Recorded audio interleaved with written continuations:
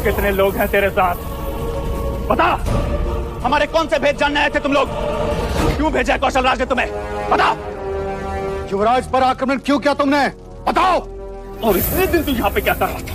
बता, कौन सी चाल चल रहा है कौशल राज हमारे विरुद्ध? बता। मैंने कोई भेद नहीं चुराए। मारो इसे। अंतिम बार पूछ रहा हूं, बता। मेरे साथ और कोई नहीं है। मैं कौशल राज का गुप्तचर नहीं हूँ। मैंने कोई भेद नहीं चुराए। तो युवराज के प्राण तुम क्यों लेना चाहते थे? क्योंकि वो मेरी प्रेमिका के साथ है। प्रेमिका के साथ है?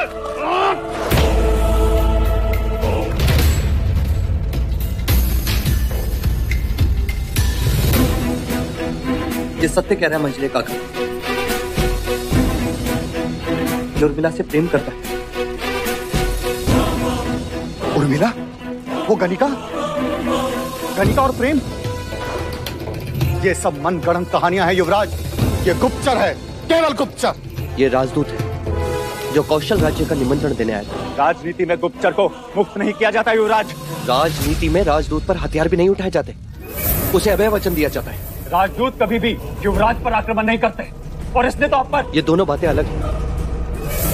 इसे इस विषय के साथ ना जोड़े। क्यों ना जोड़े? ये गुप्तचर है, इसीलिए इसने आप पर आक्रमण किया। या आक्रमण किया इसीलिए गुप्तचर बना दिया गया।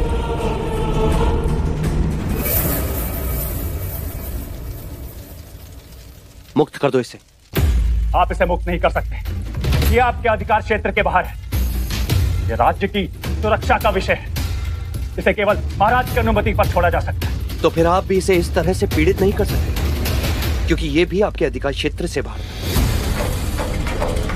आप भी महाराज की प्रतीक्षा करें।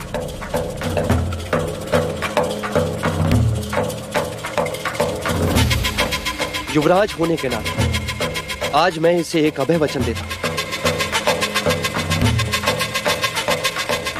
और सब इसका पालन करें।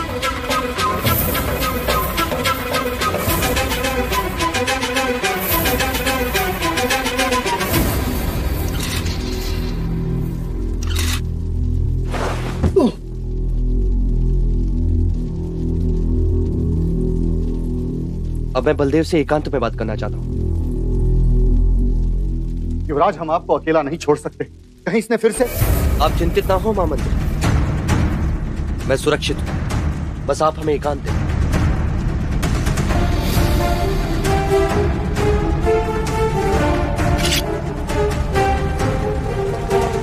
सिद्धार्थ अपनी मर्यादा और बड़ों का आदर भूल रहा है।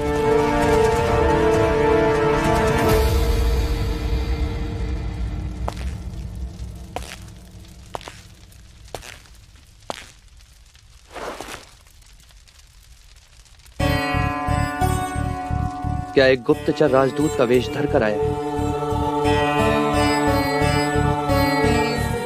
नहीं, एक राजदूत एक प्रेमी बन के रह गया। तो तुमने मुझ पर आक्रमण क्यों किया? आप जानते हैं, मैं उर्मिला से प्रेम करता हूं। किसी और को उसके साथ नहीं देख सकता। तुम्हें ऐसे देखकर मुझे आश्चर्य हो रहा है बलदेव। कोई किसी से इतना प्रेम कैसे कर सकता है? राज, प्रेम कीजिए, जान लेंगे। तुम्हारे प्राण भी जा सकते थे बलदेव। हाँ, जा सकते थे, पर कोई मेरी प्रेमिका के साथ संबंध रखे, उसकी विवशता का लाभ उठाए। मैंने कभी किसी की विवशता का लाभ नहीं उठाया। हम केवल मित्र हैं। उर्मिला केवल तुमसे प्रेम करती है बलदेव, केवल तुमसे।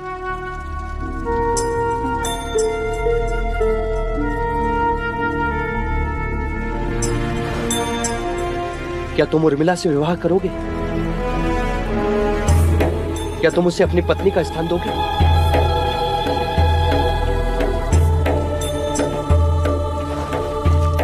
तो वचन है ये मेरा, तुम्हारा विवाह मैं करवाऊंगा उर्मिला से।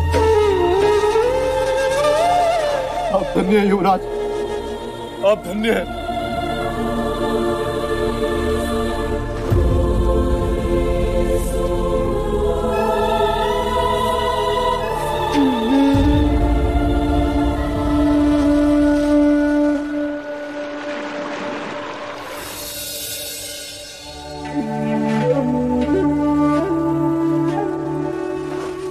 युवराज किस सोच में है?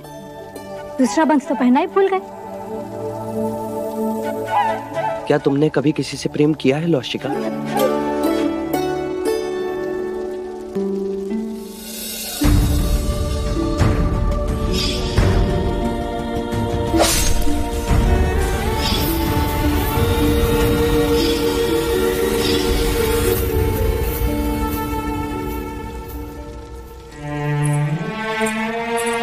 तुमने कुछ कहा नहीं, यानी तुम्हें भी मेरी तरह प्रेम की अनुभूति नहीं हुई। अच्छा, एक प्रश्न का उत्तर दो। हंसी क्यों? चकित थे। आज आपने कोई भी प्रश्न नहीं पूछा। क्या प्रेम करने वालों का विवाह करवाना योग्य कर्म है? हाँ युवराज, ये बहुत पुण्य का काम है। बहुत कम लोग होते हैं जिन्हें प्रेम करने वाले मिलते हैं। तो प्रार्थना करना कि मैं 2 प्रेम करने वालों का विवाह करा सकूं और मुझे भी प्रेम की अनुभूति हो।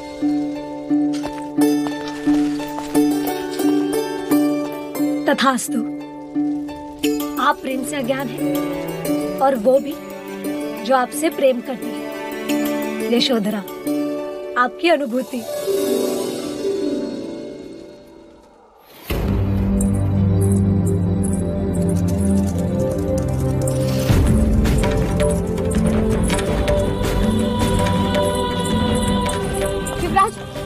बलदेव ठीक तो है ना?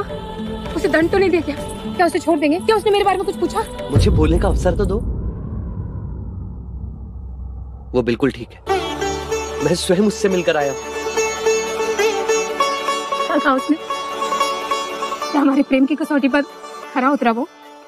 अब एक प्रश्न का उत्तर दो मुझे। बलदेव तुमसे विवाह करना चाहता है। क्या तुम बलदेव पर विश्वास करके कौशल जाने को तैयार हो?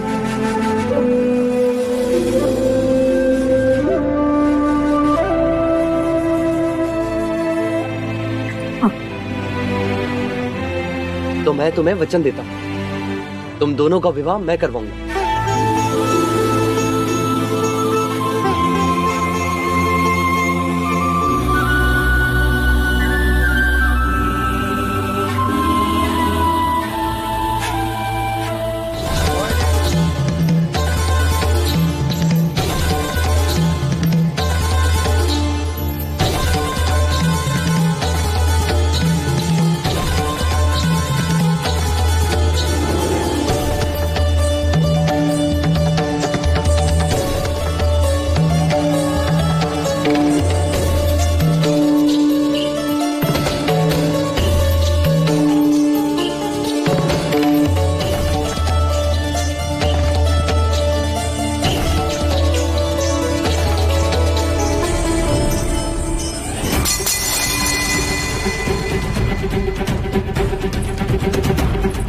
कंचनी कहाँ है? हाँ? कोई नहीं देवी, हम कंचनी को देखना चाहते हैं। बुलाइए उसे।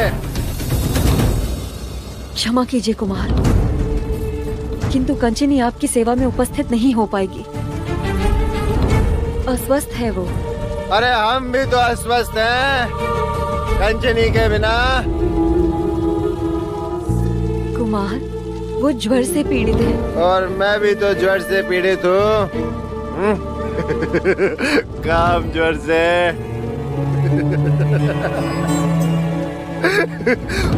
वो किस ज्वर से पीड़ित है? लालच के ज्वर से? बोलो।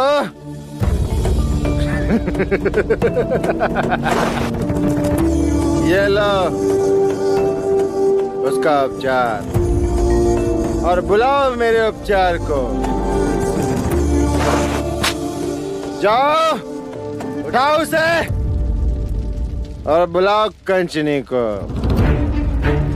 बुलाओ। ज्येष्ठ, उन्होंने कहा ना कंचनी बीमार है।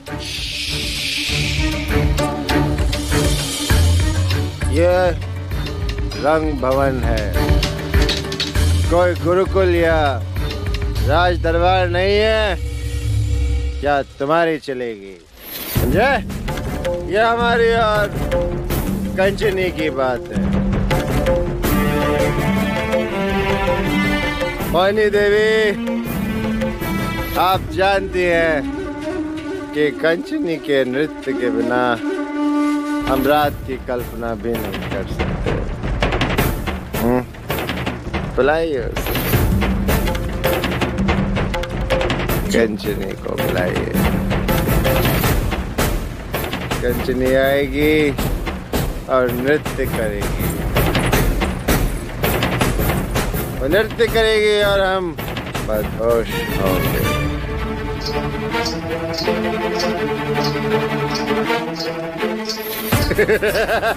कंचनी, कंचनी आओ। अब नृत्य शुरू करो सुंदरी।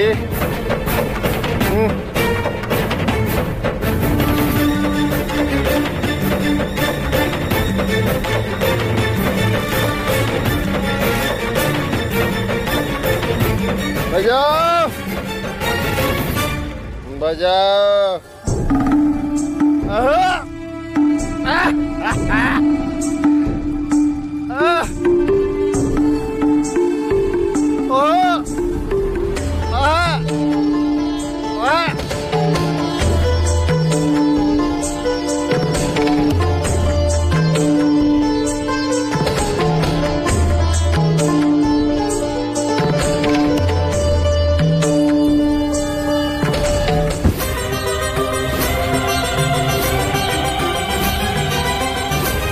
बंद करो ये नाटक और नृत्य शुरू करो। बस करो ज्येष्ठ, हम सब तुम्हारे कारण अपमानित हो रहे। तो मैं लौट जाइए। ये जगह अपमान से परे। तुम देख रहे हो ये स्वस्थ है। ये अरे ये एक गणिका है। हमारी कामाग्नि को शांत करना इसका कर्तव्य है। ये हमारी तरह मनुष्य भी है। ये सिर्फ एक गणिका है, एक उपभोग की वस्तु। इसके अतिरिक्त कुछ नहीं है। क्षमा करना चाहिए, आपको केवल स्त्री शरीर की आवश्यकता है और कुछ नहीं। तो और भी है यहाँ पर, किसी के भी साथ अपना दिल बहला लीजिए। अच्छा ठीक है, जैसी युवराज की आज्ञा। तो फिर आज रात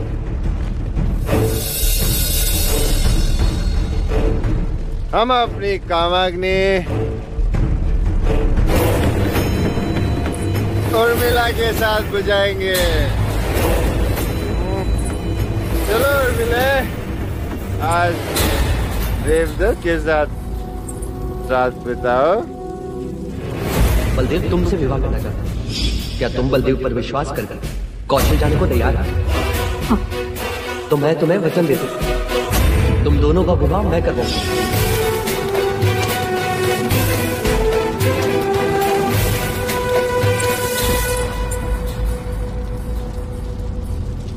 क्या हुआ युवराज,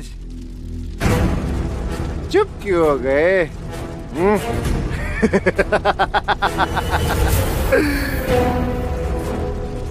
नहीं रह सकोगे ना उर्मिला की वीणा के बिना?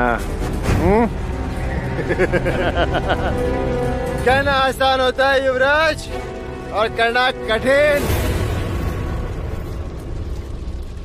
जिस तरह तुम उर्मिला के वीणा के बिना तड़पते हो ना, उसी तरह हम भी अपनी कंचनी के बगैर तड़पते हैं। समझे? कंचनी, आओ कंचनी।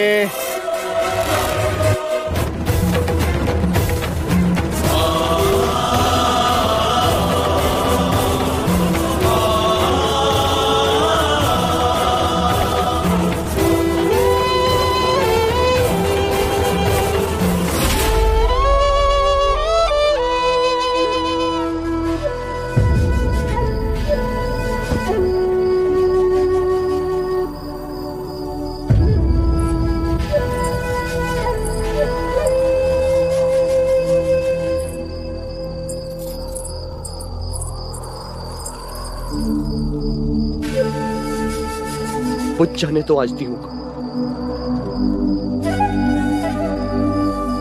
आज मुझे अंधेरे में ही रहने दो।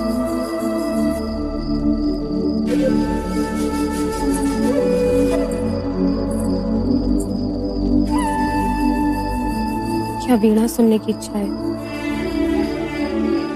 नहीं।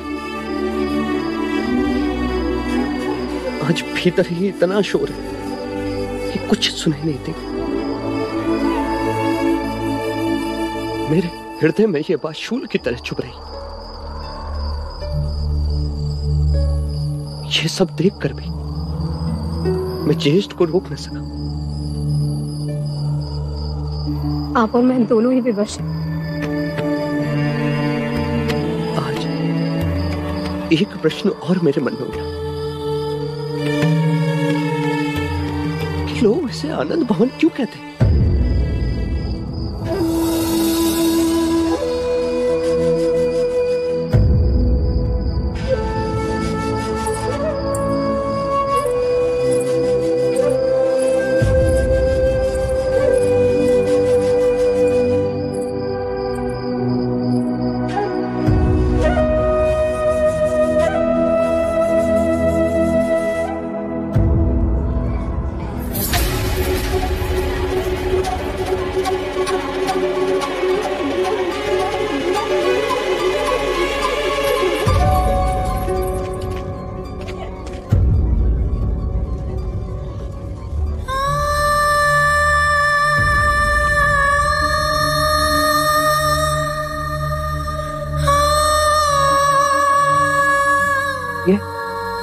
ये सब क्या है?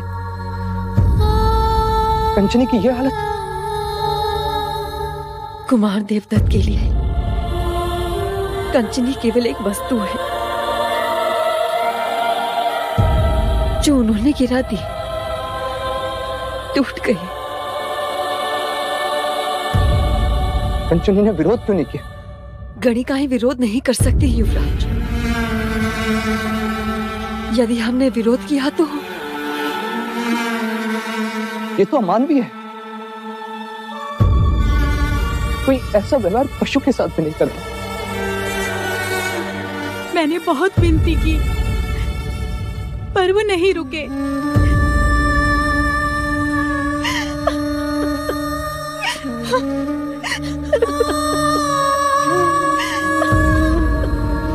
ये निष्ठुरता,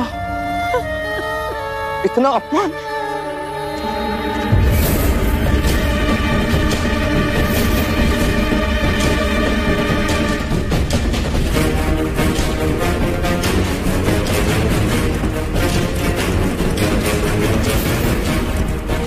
ज्येष्ठ कहाँ है कामुका? जी वो अखाड़े की ओर गए हैं।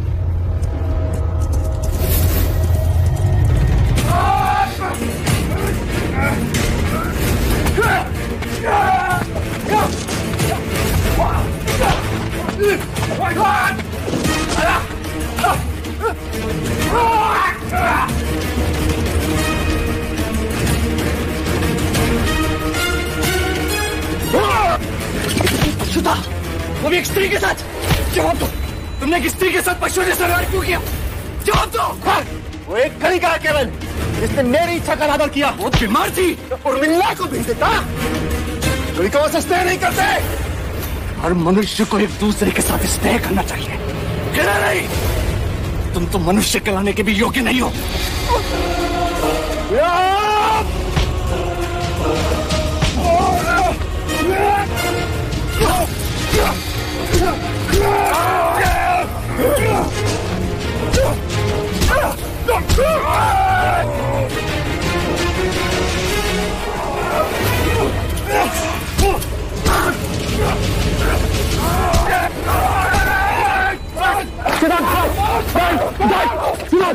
सिद्धार्थ!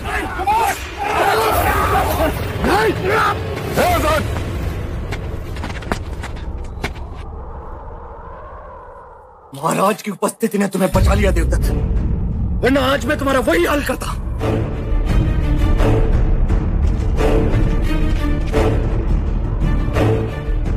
क्षमा महाराज, आज्ञा।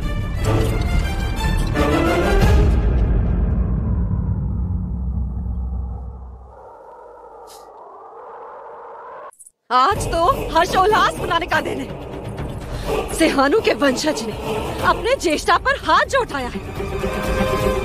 परीक्षा देते समय क्या कह रहे थे युवराज? हाँ, मैं अपने ज्येष्ठा पर कभी हाथ नहीं उठाऊंगा कहकर सबके सामने अपने आप को महान प्रमाणित कर रहे थे। और आज लज्जा नहीं आई अपने विवेक को भूलते हुए?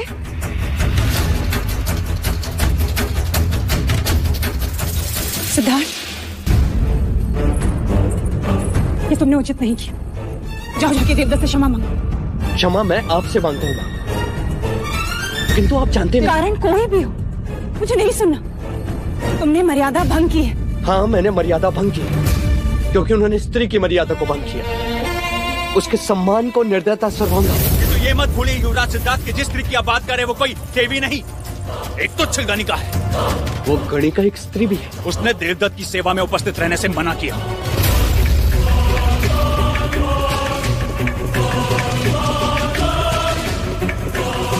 दिन के उजाले में स्त्री आदि शक्ति का स्वरूप और रात्रि होती पौरुष शक्ति का प्रयोग।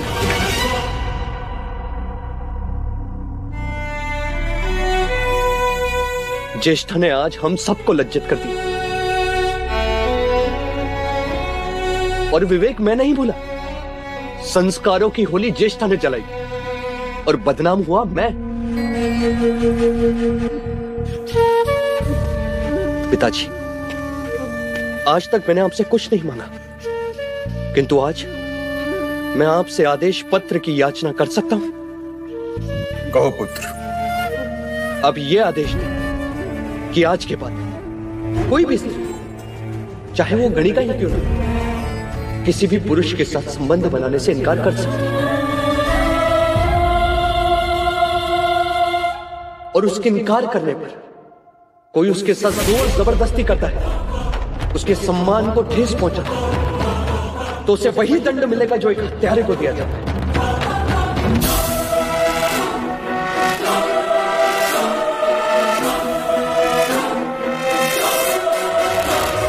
महाराज,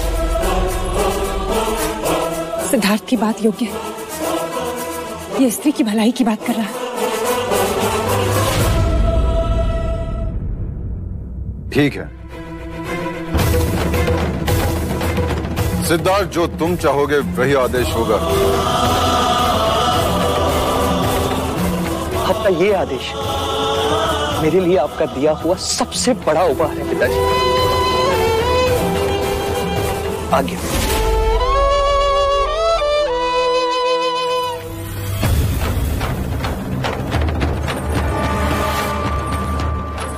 परंतु भाई महाराज। अनुज, मुझे खेद है कि सिद्धार्थ ने देवदत्त पर हाथ उठाया, परंतु इस बात से मैं प्रसन्न हूं कि आनंद भवन जाने के पश्चात उसमें एक आक्रामकता आई है। अखाड़े में वो ऐसे लड़ रहा था जैसे वीर क्षत्रिय लड़ रहा। उसकी आंखों में ऐसी चमक थी जिसे देखने के लिए मैं सदैव आतुर था।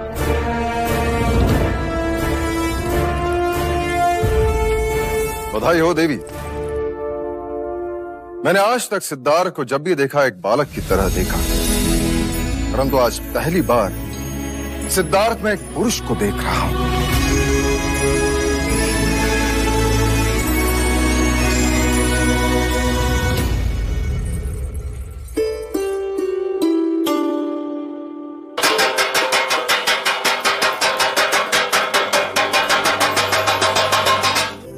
क्या हुआ? अरे क्या पूछ रही हो? क्या हुआ?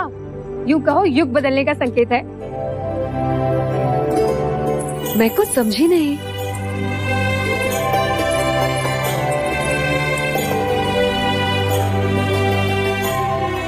अब ऐसी निर्दयता तुम्हारे साथ या किसी के भी साथ कोई नहीं कर सकता,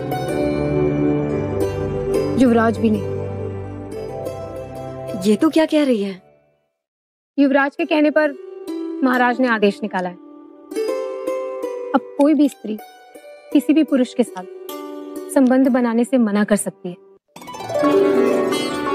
और यदि उसके मना करने के पश्चात भी उस पर कोई अत्याचार करेगा तो उसे दंड दिया जाएगा। किंतु युवराज, ये आदेश तो केवल स्त्रियों के लिए है। हम तो गणिकाएं हैं। गणिकाएं भी मना कर सकती हैं। अब इच्छा सिर्फ तुम्हारी हो, किसी और की नहीं। युवराज सिद्धार्थ की जय! युवराज सिद्धार्थ की जय!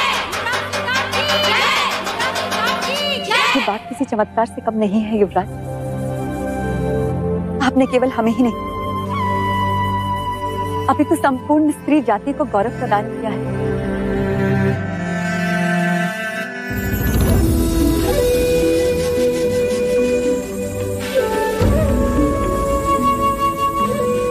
युवराज, आज मंगल घड़ी, आप यहीं रुक जाइए। नहीं, मंगल घड़ी तो भी आने वाली। अब कौन सी मंगल घड़ी आने वाली है? मैं नहीं समझी। गांधर्व विवाह की तैयारियां कीजिए।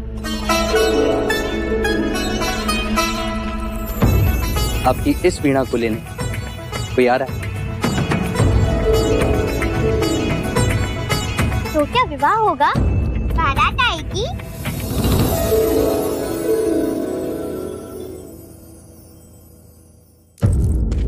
तुमने मुझे प्रेम से परिचित करवाया, अब मैं तुम्हें तुम्हारे प्रेम से मिलवाऊंगा। मेरे जीवन में तुम्हारा स्थान किसी गुरु से कम है।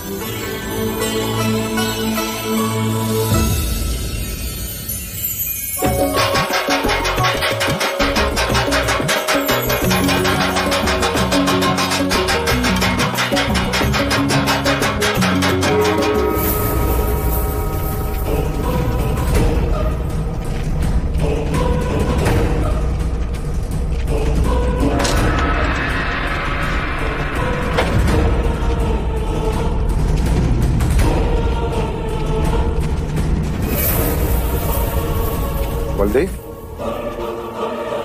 कौशल का राजदूत, ये यहाँ क्यों अनुज? राजदूत नहीं, गुप्तचर है ये। महाराज, मैं कोई गुप्तचर नहीं हूँ, ये आरोप झूठा है। इसने युवराज सिद्धार्थ पर आक्रमण किया था। तो ये अब तक जीवित कैसे है? ऐसे ही, बस ऐसे ही एक ही बार में इसका सर धड़ से अलग करना चाहता था, परंतु युवराज सिद्धार्थ ने राजनीति का पाठ पढ़ाकर मुझे रोक दिया।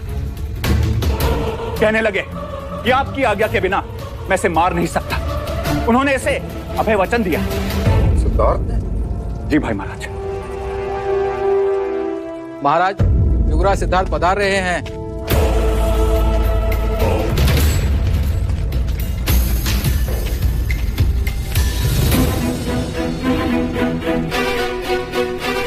अच्छा हुआ महाराज, आप मुझे यहीं मिल गए। मैं बलदेव को ले जाने आया हूँ। क्या बलदेव ने तुम पर आक्रमण किया था? जी महाराज, पर वो इसकी भूल थी। इसे भ्रम था कि भ्रम तो हमें हुआ कि इसे हम राजदूत समझ बैठे। कौशल राज्य की मोहर लगा आमंत्रण लेकर आए थे। गुप्तचर हो या राजदूत, प्रश्न केवल इतना है कि इसने युवराज पर आक्रमण किया और वो अभी तक जीवित है। इसे मृत्युदंड क्यों नहीं दिया गया? क्षमा महाराज, पर आप दंड इसे नहीं, कपिल वस्तु की प्रजा को देंगे। अर्थात एक देश के राजदूत की दूसरे देश में मृत्यु हो जाए तो युद्ध की संभावनाएं बढ़ जाती हैं, और फिर चाहे युद्ध सत्य के लिए हो या असत्य के लिए, होती हानि ही है महाराज।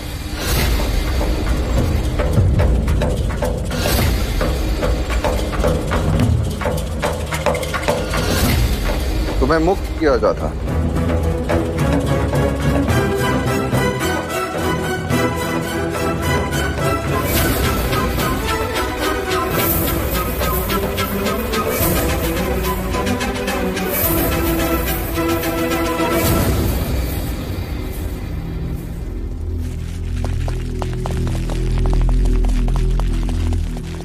क्षमा कीजिएगा महाराज, ये कैसा पुत्र प्रेम है जो आपने युवराज के कहने पर कौशल राज्य के गुप्तचर को मुक्त कर दिया? न जाने कल इसका क्या परिणाम हो। अनुज, इस समय सिद्धार्थ जो चाहे उसे सहयोग करो। जैसे ही बलदेव कपिल वस्तु की सीमा के पार होगा, उसे मृत्युदंड दे दो। युवराज पर आक्रमण करने वाला जीवित नहीं रहना चाहिए। जी महाराज।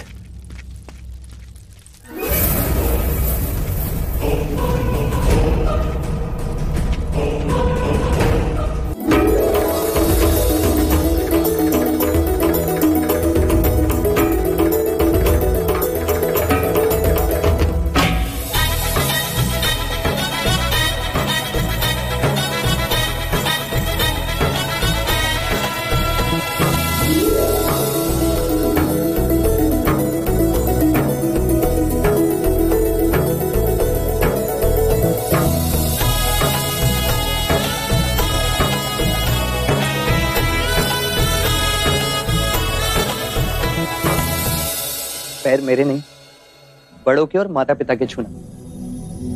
बलदेव, कौशल पहुंचते ही सारे समाज के सामने रीति रिवाज के साथ उर्मिला को अपनाना।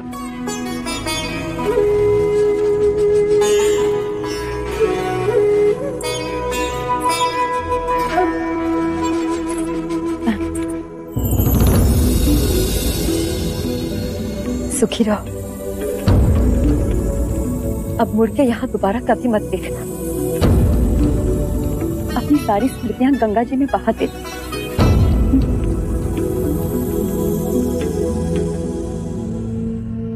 युवराज, ये सब कुछ आपकी इच्छा शक्ति के कारण हुआ है।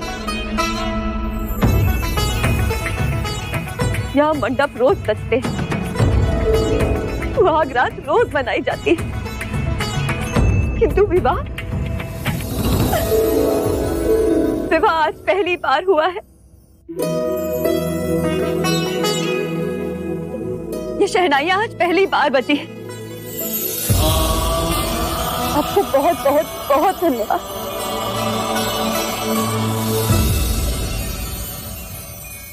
अब चलो युवराज, संध्या से पहले हमें सीमा पार करना है।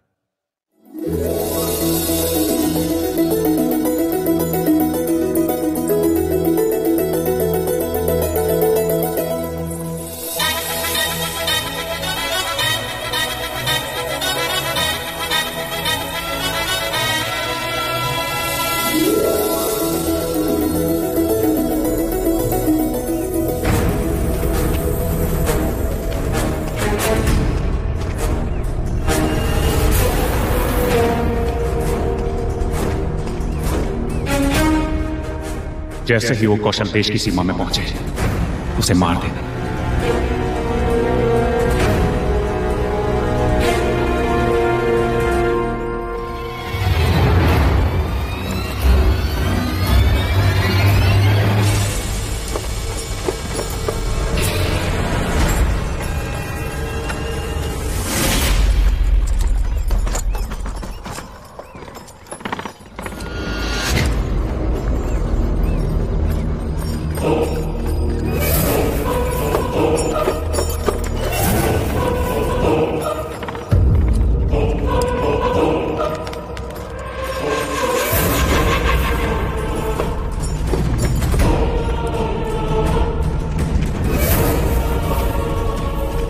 बलदेव, यहां कपिल वस्तु की सीमा समाप्त होती है और कौशल देश की सीमा में तुम सुरक्षित होगे।